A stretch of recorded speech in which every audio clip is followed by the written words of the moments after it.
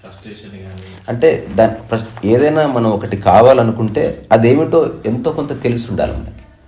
Best example అంటే నేనున్న అపార్ట్మెంట్లో కొన్ని ఇష్యూస్ నేను చెప్తే ఎవరు వినరు.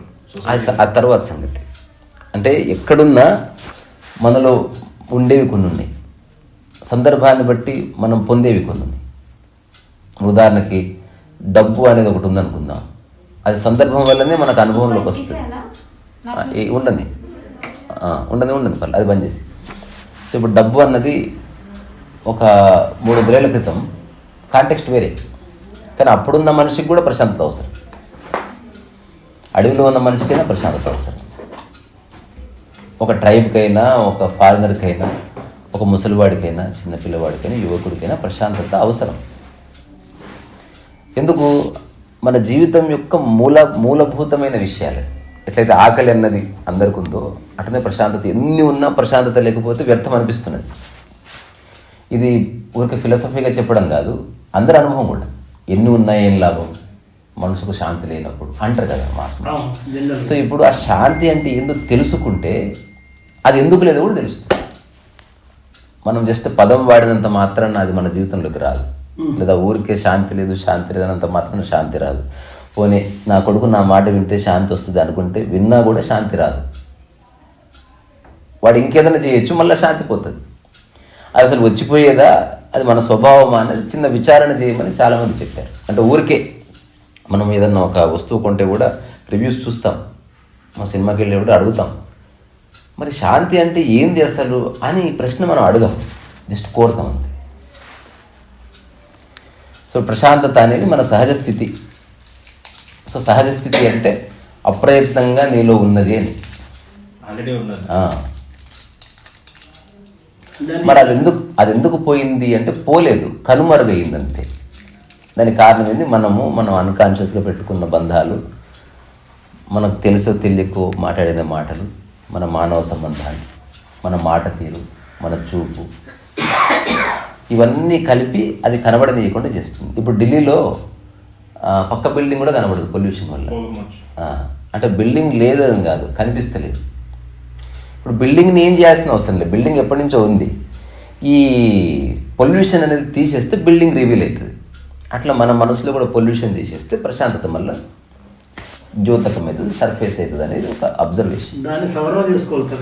అంటే వేటి వల్ల మనకి ఫస్ట్ ఆఫ్ ఆల్ ప్రశాంత స్థితి అంటే ఎలా ఉంటుంది అనే దానికి ఒక చిన్న ఎగ్జాంపుల్ ఏమిటంటే, గాఢ నిద్ర లోపల మీరు అనుభవిస్తున్న స్థితి ప్రశాంత స్థితి. ఇప్పుడు గాఢ నిద్రలో ఏమేమి జరుగుతున్నాయంటే అన్ని పడిపోవడం వల్ల అది మిగిలింది.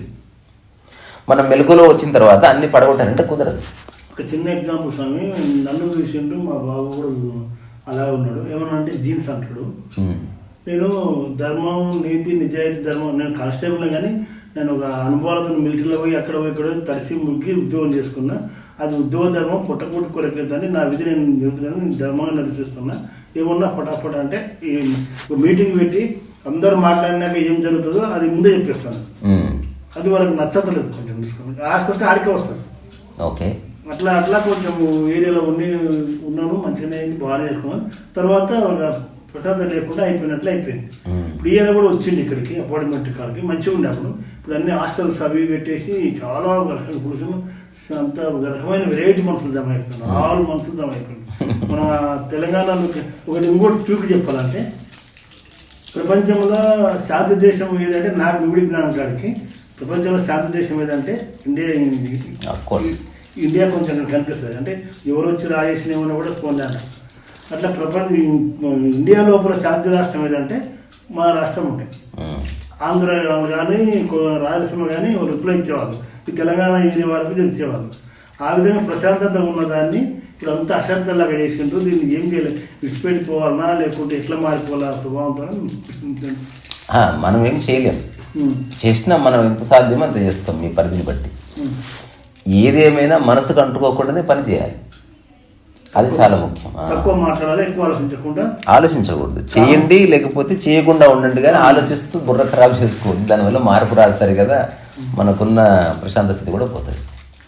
అందుకని ఒకటి కోరడం తప్పు కాదు సార్, కానీ కోరుతున్న దాని స్వరూప స్వభావాలు ఏంటో మనం తెలుసుకొని కోరితే అది అట్లీస్ట్ దొరుకుతుందా దొరకదా ఈ జన్మలో అది సాధ్యమవుతుందా కాదా అట్లీస్ట్ తెలుస్తుంది. అయితే మూవ్ కావాలి, లేకపోతే కావద్దు అనుకున్నారు. అంటే తెలుసుకోవాలి అదేంటని. అట్లా సో మన మెలకువలో మనం అన్నిటినీ వదలలేం కాబట్టి అట్లీస్ట్ పట్టించుకోకూడని కొన్ని విషయాలు కూడా పట్టించుకుంటున్నాం మనం. అట్లీస్ట్ వాటిని వదిలేస్తే you will be all right. బాబు కూడా మాట పెద్ద నెగ్లిజెన్సీగా చేస్తుంటారు. పెద్ద అబ్బాయి కూడా చెప్పిన మాట ఇదేం ఆవేశం. అక్కడ రిజల్ట్ కావాలంటే వాళ్ళు రిజల్ట్ ఇస్తారా, కొంచెం స్లో అయినా కల్లా ఆవేశం వస్తుంది. తెలుసు, మనం ఎక్కడో ఒక చోట ఒక గీత గీసుకుని ఆ గీత లోపల మన పని అనేది మనం చూసుకోవాలి. తర్వాత అందుకే తగ్గించుకోవాలని ఎక్స్పెక్ట్ ఎవరు జన్మ ఎలా ఉంటే అలా అయితే నీకు అర్థం. అంటే మనం చెప్పడం వేరు, ఒక వ్యక్తిని బలవంతం చేస్తే వాడు ఉన్న వ్యక్తితో స్నేహం కాస్త కూడా పోతుంది. అది తప్పు జరుగుతుంది. ఇప్పుడు మనం మార్చే ప్రయత్నం అంటేనే మార్పు అంటేనే సమయం పడుతుంది. ఒక ఇల్లు క్లీన్ చేయాలంటేనే ఒక 2 hours పడుతుంది. మరి ఒక మనిషి మనసులో పేరుకున్న చెత్త, వాడి ధారణలు, వాడికి చిన్నప్పటి నుంచి చూసిన కండిషన్స్, ఫ్రెండ్స్ యొక్క ఇన్ఫ్లుయెన్స్, ఈ సినిమాల ప్రభావం ఇదంతా ఒక మాట ఎట్లపోతుంది. మనం చేయవలసిందల్లా చైతన్యపరచడమే. అది ఇలా చూడు, ఆలోచించి చూడు, చూద్దాం, మళ్ళీ మాట్లాడుకుందాం. స్నేహం పోకుండా మనం ఏం చేస్తామో చేయాలి. ఉదాహరణకి మనం ఫోర్స్ చేస్తే ఉన్న ఫ్రెండ్స్ కూడా పోతుంది. అప్పుడు నువ్వు చెప్పడానికి కూడా మనిషి ఉన్నాడు అట్లా. అందుకని ఎవరైనా మార్చేవాడికి ఫస్ట్ ఓపిక ఉండాలి. రెండోది ఏ విధంగా మార్చాలనుకుంటున్నాడో దాని పట్ల స్పష్టత ఉండాలి. అప్పుడు ఎదుటి వ్యక్తి ఆలోచిస్తాడు. ఎందుకంటే యు ఆర్ నాట్ ఫోర్సింగ్. ఇప్పుడు అనుకున్న మార్పు 2 ఏళ్ళకి రావచ్చు, పర్వాలేదు. ఆ తర్వాత భావి జీవితం చాలా ఉంది, ప్రశాంతంగా జీవిస్తారు. కానీ మనం ఇప్పుడే నేను చెప్పిన వెంటనే వారాలంటే, ఒకవేళ మీకు ఎవరైనా చెప్పినా మీరు మారాలి. అది కుదరదు. అది అవకాశం ఇస్తేనే మార్పు అనిపిస్తుంది. సరైన డిస్క్రిప్షన్ ఇస్తే ఆలోచిస్తారు. మనం ఒత్తిడి చేస్తే మనల్ని వదిలేసి వెళ్ళిపోతారు. క్లియర్ ఇది. చాలామంది పేరెంట్స్ కానీ పిల్లలు కానీ వాళ్ళ సంబంధాలు ఎందుకు చెడిపోయినాయి, ఒత్తిడి చేయడం వల్ల అసలు పేరెంట్స్ మొహం కూడా చూడరు. నాది అలాగే సార్. నాకు 3 కొడుకులు బిడ్డ ఉండే, అందరూ సమానం ఇచ్చిన, రెండో కూడా జర ట్యాక్ట్ఫుల్గా ఉండే. అలాగే కట్ చేయకుండా వెళ్ళిపోయినా. తర్వాత లైఫ్ ఇచ్చిన, బతుకుపోరని చెప్పినా, పెళ్లి చేసిన, పేర్లు ఇల్లు కూడా కట్టుకున్నాడు, అంతే. కానీ వాళ్ళకు ఆయన శాస్త్రాలకు ఆయన శాస్త్రాలకు పడరాక లాస్ట్కి వస్తుందంటే కోర్టు కేసు అయిపోయి ఊరేసుకొని చనిపోయాయి. అదే అంటే మనం పర్సనల్గా తీసుకుంటున్నాం. ఒక వ్యక్తి నవ్వుతూ తిరుగుతుంటే మాత్రమే హ్యాపీగా ఉండడం అనడానికి లేదు. తాత్కాలికంగా ఒక ఉద్యోగం వల్లనో లేకపోతే డబ్బు వస్తుందనో కొంచెం ప్రసన్నంగా కనిపిస్తారు. ఇవన్నీ పోయిన రోజు చాలా పరిచయం అయిపోతాయి. అంతర్గత క్రాంతి అన్నది చాలా ఇంపార్టెంట్. అంటే ఏది ఉన్నా లేకపోయినా నేను ప్రశాంతంగా ఉంటాను తెలుసుకోవాలి. నేను ఎవరికైనా చెప్తా, నా మాట ఎవ్వరూ వింటారని గ్యారెంటీ లేదు నాకు, అయినా నేను చెప్తాను. తెలుసుకోవాలి. డబ్బు అనేది జస్ట్ అవసరమే, డబ్బు గుర్తింపు కాదు, లేకపోతే పలుకుబడి, పేరు ప్రఖ్యాతులకి డబ్బుకు సంబంధం లేదని తెలుసుకోవాలి. ఎవరికి ఎలా చెప్పాలో తెలుసుకొని చెప్తేనే మాడతారని కూడా తెలుసుకోవాలి. మనం ఒక వ్యక్తి నిజంగా మార్చాలనుకుంటే మార్చే వ్యక్తికి ఒక అంతులేని ఓపిక ఉండాలి. లేకపోతే వాడు చెడగొడుతున్నాడు, వాడు మార్చట్లే. చాలామంది మార్చే క్రమంలో దాడి చేస్తారు, తిడతారు, ఫోర్స్ చేస్తారు. They don't know. వీడు మారవలసింది వీడు యాక్చువల్లీ, కానీ తను కరెక్ట్ అనుకొని ఆ పాయింట్ ఆఫ్ వ్యూ నుంచి మాట్లాడతారు. దాంతో అంతులేని సంఘర్షణ వస్తుంది. అంతే.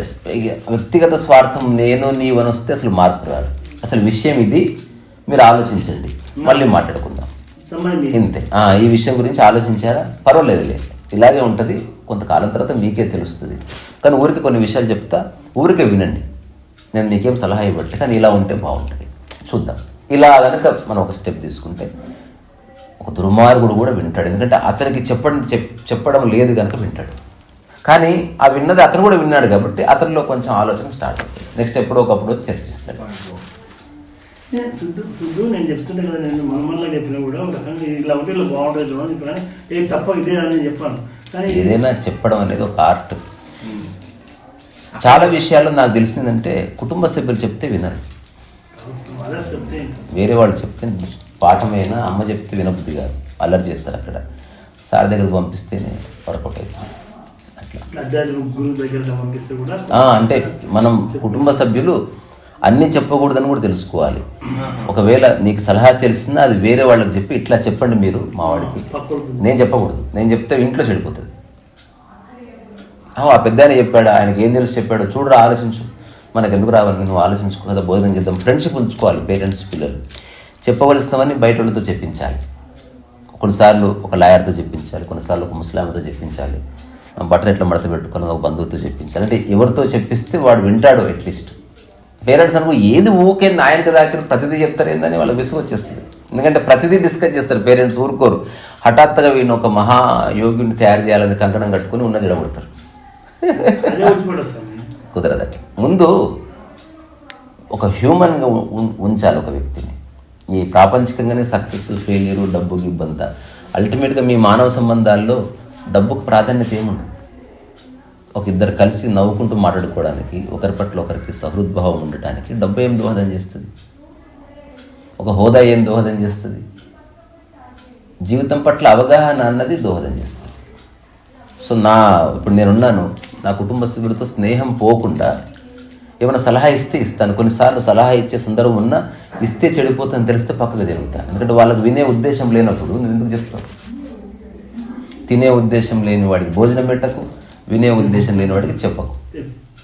వాడు ఆకలి అయిందని అడిగితే అప్పుడు ఇంత భోజనం పెట్టు. వాడు వినే ఉద్దేశం తెలుసుకొని దానికి ఒక పద్ధతి. హఠాత్తుగా దాడి చేస్తే ఎవడు విన్నాడు. అరే ఒక చిన్న విషయం రా, నీవు నేనని కాదు, ఒక ఆలోచన వచ్చింది, ఏమంటావు, ఆలోచించు అంటే ఆలోచిస్తారు. మరి మనం కూడా చేద్దాం, అది ట్రై చేద్దామా, ఒక వారం రోజులు చేద్దాం రారే అంటే వింటారు.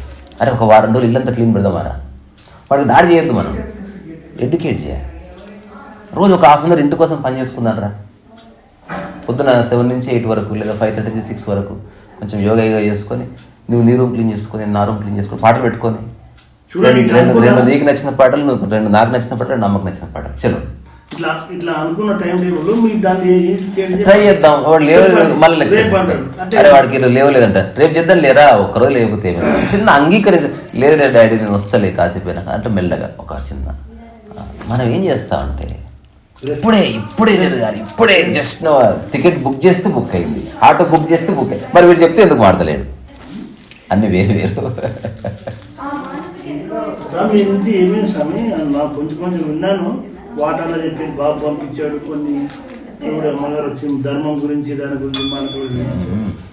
అమ్మ ఒక నిమిషం. అది నేను చెప్పేది ఏంటంటే, మార్పు కోరాలంటే, మార్చాలంటే ఓపిక ఉన్నవాడే మార్చగలడు. బలవంతం చేసేవాడు ఎవరిని మార్చలేడు. వాడిని చూస్తే పారిపెట్టడం మాత్రం చేసుకుంటాడు. ఇప్పుడు చాలామంది కుటుంబంలో విడిపోవడానికి కారణం పెద్ద పెద్ద కారణాలు కాదు. ఈ ఒకరి మీద ఒకరు ఒత్తిడి, ఒకరి ప్రోద్బలం ఒకరి మీద, నా మాట నెగ్గాలి, అక్కడ మనిషి ఉండలేడు. ఈ అమ్మాయి పోయి అడుక్కు తిన్నా సరే కానీ ఇక్కడి నుంచి వెళ్ళిపోవాలని థాట్ వస్తుంది. ఒకప్పుడు అవకాశం లేదు, అవకాశం ఇప్పుడు మనకి విస్తృత దృష్టి అన్నది ఒకప్పుడు లేదు. ఇప్పుడు అసలు వేరే ఊరు ఉందని తెలియని వాడు ఆ ఊరు వదిలేందుకు వెళ్ళిపోతాడు. ఇప్పుడు ఆటోలు వచ్చినాయి, బస్సులు వచ్చినాయి, సినిమా థియేటర్లు వచ్చినాయి, ఎన్నెన్నో మనకు కనిపిస్తున్నాయి. అందుకని ఆప్షన్స్ ఉన్నాయి. ఒకప్పుడు ఇంట్లో అమ్మ చేయకపోతే వెయిట్ చేయాలి, ఎందుకంటే హోటలే లేదు, పక్కింటోడు పెట్టాడు. ఇప్పుడు లేదా స్విగ్గీ అంటే ఆప్షన్ వచ్చింది కదా. ఆప్షన్ రావడంతో సంఘర్షణ పెరిగింది, సౌలభ్యం పెరిగింది, సంఘర్షణ పెరిగింది, అంతరాలు పెరిగింది. ఇది సమాజం ఇలాగే ఉంటుంది. ఎవరన్నా అందరి అలాగే కొట్టుకుపోతూ ఉంటారు. ఎవడో ఒకడు మేల్కొని ఇట్లా కాదురా బాబు ఇట్లా చేయండి అని చెప్తే హఠాత్తుగా నమ్మబుద్ధి కాదు. అందుకని వాడు ఎడ్యుకేట్ అయ్యి వాడు చాలా అవగాహన తెచ్చుకున్న తర్వాత చెప్పే ప్రయత్నం చేస్తే మార్పు కొంత వస్తుంది ఒక మనిషి జీవితం. నాకు తెలిసిన కాదు స్వామి, కలియుగం అనేది కనిపించకుండే. ఇప్పుడు మేము చిన్నగా ఉండి పెళ్ళి పిల్లలు ప్రదేశం వరకు నా కలియుగం అనేది కలిలాగా అసలే కనిపించకుండే.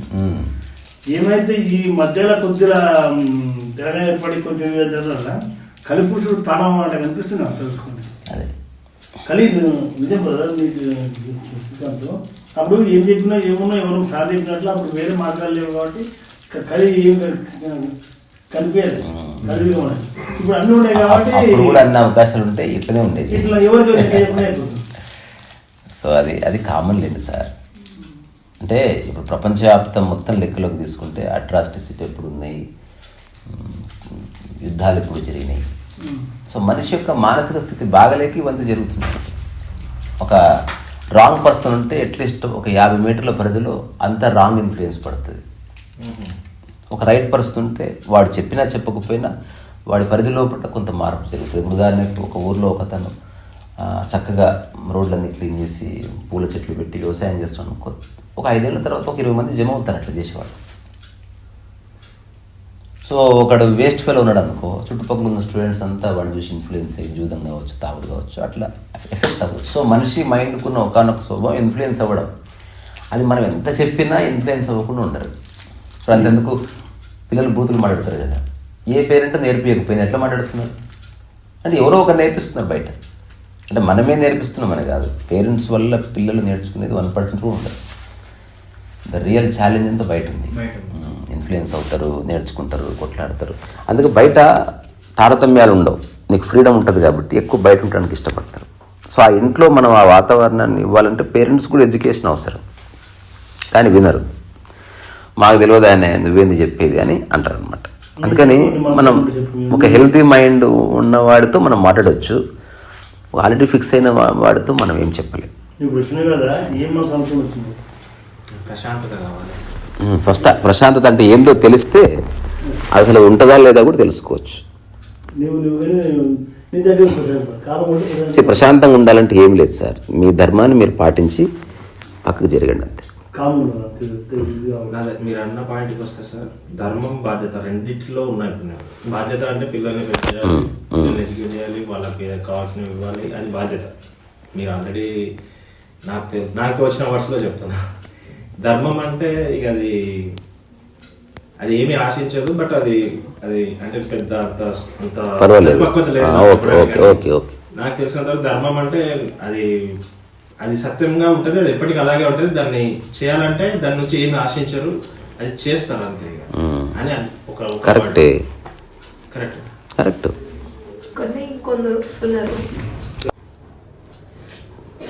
అంతే సార్, మీరు చెప్పింది కరెక్టే.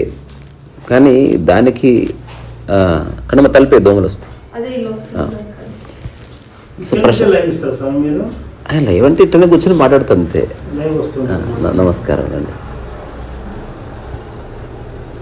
అట్లా కూర్చోండి.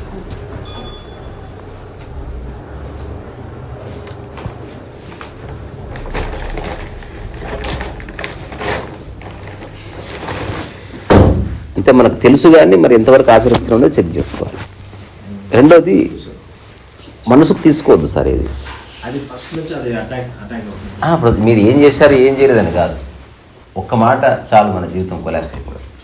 ఎట్లా అంటారు అందరి ముందు అంటారు, తప్పు కదా. అట్లా కాకుండా అందులో సత్యం ఉంటే తీసుకోండి, లేదా పక్క పట్టించుకొని మన పనులు మనం పడిపోవాలి. సో మన మనసులో ఎవరిని మోయకూడదు అనేది చాలా ఇంపార్టెంట్ అబ్జర్వేషన్. ఇప్పుడు ఒక భర్త సమక్షంలో ఉన్నప్పుడు ఆ కాసేపు ఆలోచించాలి. ఒక 5 అడుగులు దూరం వేస్తే మళ్ళీ ఇండివిజువల్గా మారిపోవాలి. ఏదైనా డిస్కస్ చేసి తెలుసుకోవాలి. కానీ మనం ఎవ్వరు లేనప్పుడు ఖాళీ సమయంలో ఆలోచనలు ముసురుకుంటాయి. అట్లా ఎందుకు, మనం వర్తమానం మీద దృష్టి కోల్పోయినాం. అట్లా ఆలోచిస్తూ కూర్చుంటే బాగుంటుంది, ఏ కంక్లూజన్ రాదు. ఇది ఎలా ఉంటుందంటే, మనం ఎవరి వల్ల ఇబ్బంది పడుతున్నామో వాడికి సలహా ఇవ్వకుండా వాడి గురించి ఊళ్ళో అందరితో మాట్లాడతాం. వాడు అలాగే ఉంటాడు, నీ దమా ఖరాబ్ అయిపోతుంది. రకరకాల వ్యక్తులు చెప్పి వాడు మంచోడు కాదని, లేకపోతే మీ వాస్తు బాలేదని, మీకు ఏదో శని పట్టుకుంది, నీవన్నీ కూడా పట్టుకుంటాయి మనల్ని. అందుకని కోర్స్ కరెక్షన్ ఏందనేది ఆలోచిస్తే మీరు చేయండి, చేయకపోండి. మీ వల్ల మార్పు వస్తే వచ్చింది, లేకపోతే లేదు. అయితే మనసుకు తీసుకోకుండా ఉండటం ఎట్లా అని ఒక్క దాని మీద దృష్టి పెడితే 1 year పట్టండి, పర్వాలేదు. ఎవరో తిట్టారు మిమ్మల్ని, 1 year తర్వాత మర్చిపోయారు. అది 1 secondలో మర్చిపోగలిగితే చాలు, అదే పరివర్తన. అప్పుడు మీరు ఏమైనా చేస్తే చేయొచ్చు, లేకపోతే లేదు. కానీ అట్లీస్ట్ మీరైతే ప్రశాంతంగా ఉన్నారు. మనం ఇదంతా చేసి మన ప్రశాంతత కోల్పోతే దేనికి ఇదంతా? రాసికి ఇంటికి వెళ్తే మనం మొహాలు మార్చుకొని ఒకరితో తిట్టుకుంటూ అట్లా ఉంటున్నారు జనాలు. పీకలు దాకా ఉంటుంది, కొంచెం హైట్ అయితే గొడవ పడతారు అంతే. నేను అదే స్వామి చాలా ఫీల్ అవుతాడు. నేను దైవదినము ఎలా ఉంటాడు, నువ్వుగా అనిస్తాను అంతే. అతిగా పోయి ఇంకా ఎక్కువ చేయకు దాన్ని. ఎవరు అదృష్టం ఎలా ఉంటే రాసిపెట్టిండు ప్రయత్నంలో అయితే వదిలే. ఇప్పుడు యువతనే బాగుపడుతున్న కాదు, ఇంకో పోయినా కూడా బాగుపడుతున్నారు. కానీ అంతవరకు ఎట్లా అవుతుంది, నువ్వు పూరా 2 లేకుండా చేయకని చెప్తున్నా. అవును మరి మనం ఆ చిన్న వివేకం ఉండాలి కదా, లేకపోతే చెడిపోతుంది. 2 లేకుండా అయిపోతుంది. సో మీరు ప్రశాంతంగా ఉండే ఏదన్నా మార్పు కోసం ట్రై చేస్తే గుడ్. అట్లీస్ట్ మారకపోయినా మీరు ప్రశాంతంగా ఉన్నారు. కానీ మీరు ప్రశాంతత పోగొట్టుకుంటూ మార్పు కోసం ట్రై చేయొద్దు. నేను దీనికి ఒక చిన్న అనాలజీ క్రియేట్ చేసిన, ఊరికి ఆలోచించండి, చెప్తే మన కాంటెక్స్ట్ అయిపోతుంది. కత్తి యుద్ధం చేసేవాడు తనను పొడుచుకుంటూ యుద్ధం చేయకూడదు, తనకు తగలకుండా యుద్ధం చేయాలి. అట్లా మీరు మార్పు కోరుతున్నారు వేరే వాళ్ళది అన్నప్పుడు మొట్టమొదట మీరు పీస్ఫుల్గా ఉండండి, మీరు స్టేబుల్గా ఉండండి, మీరు స్థిరంగా ఉండండి. అక్కడి నుంచి ఒక మాట చెప్పండి, వాడు మారతాడో మారడు, అట్లీస్ట్ మీరు బాగున్నారు. ఇప్పుడు అట్లే మా 2వ అబ్బాయికి ఇంకో రూమ్ కూడా అయితే పెరాసిస్ వచ్చి పడిపోవాలి. అంతా పెట్టిన తర్వాత వీళ్ళు అందరూ ఎంత కూడా అంతా అప్డేట్ అయిపోయాడు. నేనుగా ఉన్నా, మా ఫ్యామిలీ కూడా మేము పెట్టుకున్నాం. ఈరోజు మారాదు లేకపోతే అంతే శాంతంగా ఉంటుంది. లేకుంటే మేము కూడా అట్లా ఫీల్ అయిపోయిందంటే కొలాప్స్ అయిపోతుంది, పోయేలాగా పోతున్నాయి. సో ఆలోచించాలి అంతే. ఏదేమైనా లైఫ్ అనే దానికి నా ఏకవాక్య నిర్వచనం ఏంటంటే జరిగేవిలాగా జరుగుతాయి, కానీ మీరు మనసుకు తీసుకోకుండా వాటిని ఆలోచనలుగా, ధారణలుగా, భయాలుగా, ఇన్ఫీరియారిటీ కాంప్లెక్స్లుగా, కర్మలుగా మార్చుకోకపోతే మీరు ఏదైనా చేయొచ్చు. ఇవన్నీ వచ్చేసినాయి అనుకో, అసలు మీరు సఫర్ అవుతున్నారు. మారవలసింది ఎదుటిది కాదు, మీరే. సో క్లియర్గా ఉన్నవాడు ఎదుటి వ్యక్తిని మార్చే ప్రయత్నం చేయాలి, లేకపోతే వీడు చెడిపోతాడు, వాడిని చెడగొడతాడు. ఇక్కడ స్పష్టత లేని చోట ఎదుటి వ్యక్తి ఎట్లా వింటాడు? ఆచరించని అలాగే ఓకే పర్వాలేదు. ఆచరించని వాడు చెప్తే ఎవరు వినరండి, ఇది నా అబ్జర్వేషన్. ఆచరించేవాడు చెప్పకపోయినా ఒక్కొక్కసారి మార్పు కలుగుతుంది. ఇతనిలా ఉండి చూద్దాం, ఇతను బాగున్నాడు, ఇతను ప్రశాంతం, ఏదో తెలుస్తుంది. ఒక సందేశం, నిశ్శబ్ద సందేశం ఖచ్చితంగా వస్తుంది. ఇంత ఉండేది ఎక్కడ?